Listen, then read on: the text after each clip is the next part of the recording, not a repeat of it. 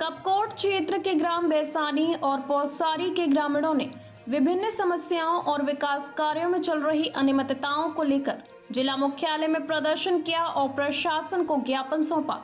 ग्रामीणों का आरोप है कि क्षेत्र में चल रहे मोबाइल टावर स्थापना और वर्ष 2025 की आपदा में क्षतिग्रस्त हुए 3 पुलों के निर्माण कार्यों में भारी मनमानी की जा रही है, जिससे जनता को फायदे की जगह भारी नुकसान उठाना पड़ रहा है।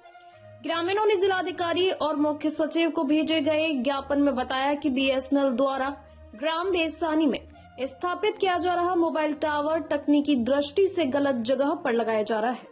डॉक्टर गोविंद सिंह गढ़िया और अन्य ग्रामीणों का कहना है कि बैसानी का टावर लामा बगड़ में लगाया जाना 100% गलत है। अगर इसे घर बैसानी में लगाया जाए तो राशन की दुकान, पोस्ट ऑफिस और राजकीय हाई स्कूल को बेहतर R5 सिग्नल मिलेगा। इसके साथ ही कन्याली कोट में लग रहे टावर से राजकीय इंटर कॉलेज को भी सही सिग्नल मिल सकेगा। ग्रामीणों ने मांग की है कि टावर को सर्वोपयोगी स्थान पर स्थापित करने का निर्देश दिया जाए ताकि क्षेत्र के लगभग 400 बच्चों और आम जनमानस को कनेक्टिविटी का सही लाभ मिल सके। इसके अलावा ग्रामीणों ने साल 2025 की आपदा में क्षतिग्रस्त हुए 3 पुलों के निर्माण में हो रहे अवैध खनन और नियमों के उल्लंघन पर भी गहरी चिंता व्यक्त की है। ग्रामीणों ने बताया कि घमरी गाड़ में क्षतिग्रस्त पुल को इसके मूल स्थान से हटाकर आबादी से दूर कृषि क्षेत्र में 70 से 80 मीटर की दूरी पर बनाया जा रहा है। इससे रात के समय जंगली जानवरों का खतरा बढ़ जाएगा और मानव वन्य जीव संघर्ष की स्थिति पैदा होगी। आरोप है कि पुल निर्माण के नाम पर क्षतिग्रस्त हुई कृषि भूमि का मुआवजा भी काश्तकारों को नहीं मिला है और ठेकेदार द्वारा नदी के बड़े पत्थरों को तोड़कर खनन किया जा रहा है, जिससे आने वाली बरसात में बाढ़ का खतरा और अधिक बढ़ गया है। प्रदर्शन करने वालों में डॉक्टर गोविंद सिंह गढ़िया, हीरा सिंह, पदम सिंह, अमर सिंह, गोपाल राम सहित समस्त क्षेत्र की जनता शामिल रही। ग्रामीणों ने प्रशासन को चेतावनी दी है कि यदि उनकी मांगों पर जल्द ही न्याय उचित निर्णय नहीं लिया गया और निर्माण कार्यों को मानकों के अनुसार नहीं करवाया गया तो वे आगे उग्र आंदोलन करने को बाध्य होंगे। ग्राम बैसानी में, ग्राम पौसारी में, ग्राम कन्याली कोट में बीएसएनएल टावर लग रहा है और बीएसएनएल टावर ग्राम पौसारी में प्राइवेट जमीन पे लग रहा है। उसका सर्वे भी हो गया। खड़क सिंह नाम के किसान, उनके नाम पे एग्रीमेंट भी हो गया।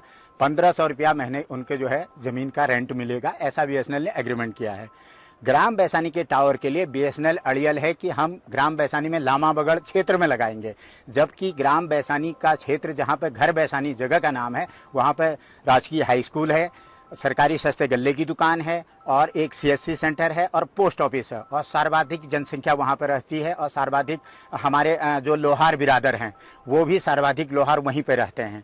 तो क्या है वहां पर कनेक्टिविटी और वहां पर टावर लगने से, हमारा निवेदन है वहां पर टावर लगने से, घर बैसानी में टावर लगने से ये सारे संस्थान कनेक्ट होते हैं और जखताना का उड़खे क्षेत्र कनेक्ट होता है और लामा बगड़ का पीरिया गाड़ तक का क्षेत्र 100% कनेक्ट होता है, क्योंकि लाइन ऑफ साइट क्लियर है। मैं भी कम्युनिकेशन इंजीनियर हूँ, मैं 2020 में रिटायर हूँ।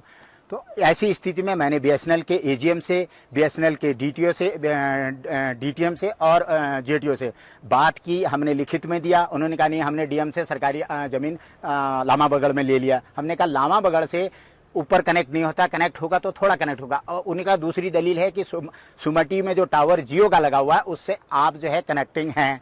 तो सुमटी का जो टावर है वो घाटी में लगा हुआ है। घाटी की वेव पहाड़ से टकरा के रिफ्लेक्टेड वेव से हमको कम्युनिकेशन मिलता है। संचार मंत्रालय या संचार गाइडलाइन के अनुसार रिफ्लेक्टेड वेव से कनेक्टेड गांव या एरिया को संचार व्यवस्था से कनेक्टेड नहीं माना जाता। ये इंजीनियरिंग नॉर्म्स है, यही पार्लियामेंट्री नॉर्म्स भी है हमारा। तो हमारी यही लड़ाई है कि टावर आप जहाँ 400 बच्चे हैं, लगभग 20 अध्यापक स्टाफ है और जहाँ पर सर्वाधिक संस्थान है वहाँ लगाइए। वहाँ से जहां आप प्रस्तावित लामा बगड़ के लिए अड़ियल है, कह रहे आप प्रधान, वहां कह रहा प्रधान अपने घर पर टावर लगवाएगा, ऐसा नहीं होता। ये यूपी बिहार में तो होता है लेकिन उत्तराखंड में नहीं होता है।